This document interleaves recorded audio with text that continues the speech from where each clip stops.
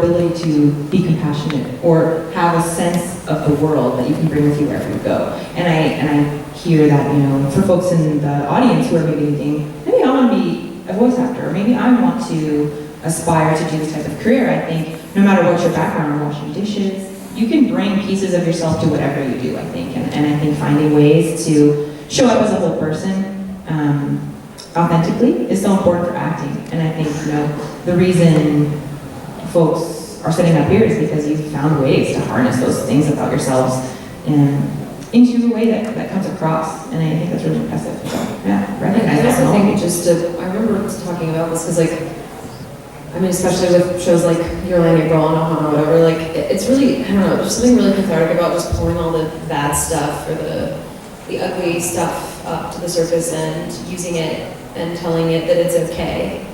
You know what I mean? Like, you don't have to be ashamed of those things. I mean, some people here might know, but I watched the love of my life die of cancer last year. And I don't have to pretend. I know what that's like. And I use it all the time in my work. You know, like, yeah, it's really cathartic to pull that stuff out and not just keep it buried down. That's why I talk about it all the time, to be honest. It's really therapeutic for me. So, yeah. And honestly, this community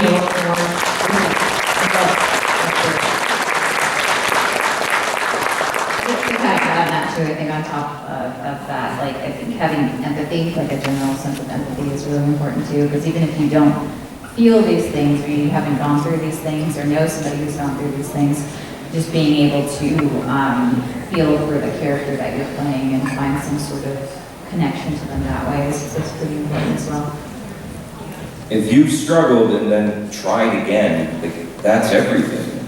So, like the Ericas are saying so eloquently, you know, you are already valuable, then you get better at hopefully being able to convey some of your insight, some of your experience, and lending it to those that also want to have some type of expression. And we do, we're so lucky. We get to cry and yell and fight and laugh for our characters, and sometimes we don't feel like doing any of those things, and it does. It asks of us to connect with our understanding, our truth, our humanity, and then when things are flowing, things are moving.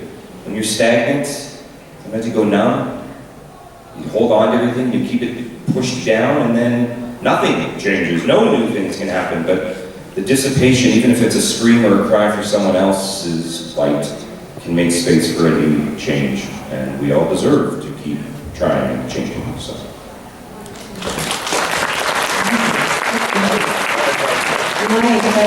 Well, I mean, we're kind of a go with the flow kind of crew up here. I think the conversation is really important. I think that some people might look at anime and video games as sort of like grunts and bleeps and bloops and stuff. You know, people maybe outside just talking into the microphone. And it's just reading off a page. Anyone can do it. Yeah, right. and I think that goes into a really good area around, you know, there is innate humanity in storytelling. That's what makes us human beings.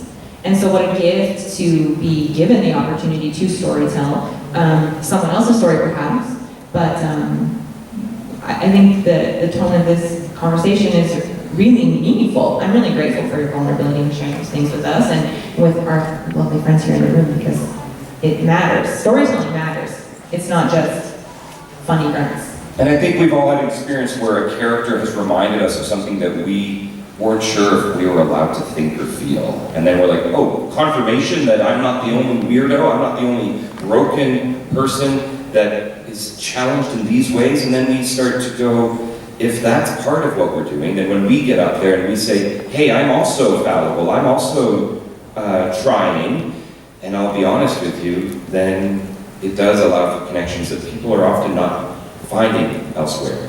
So yeah, we do silly stuff a lot, but some of our stuff tends to be what allows someone a connection that's missing that somewhere else in that moment. What an honor.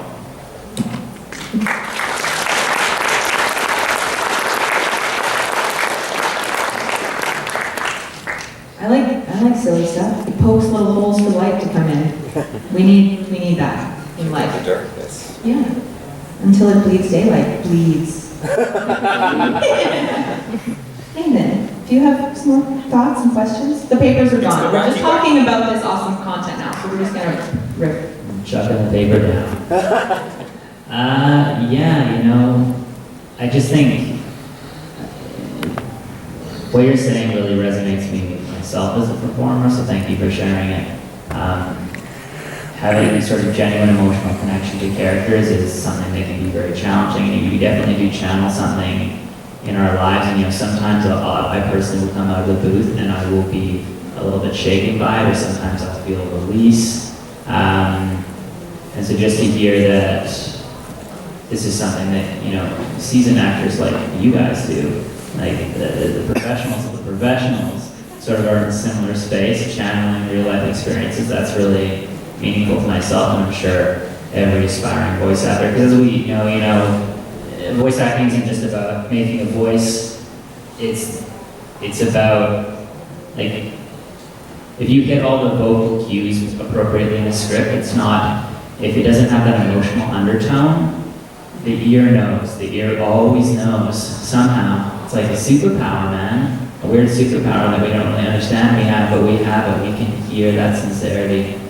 So yeah. Which is why, like, cringe compilations come out of, like, weird dubbing, which we've talked about, you know, that's not, that comes from the paper and the director. Like, it's hard to say, what's the edit gonna look like? You have barely. I know I'll never be the same. Shook my world so hard again. Wish I washed away my sin.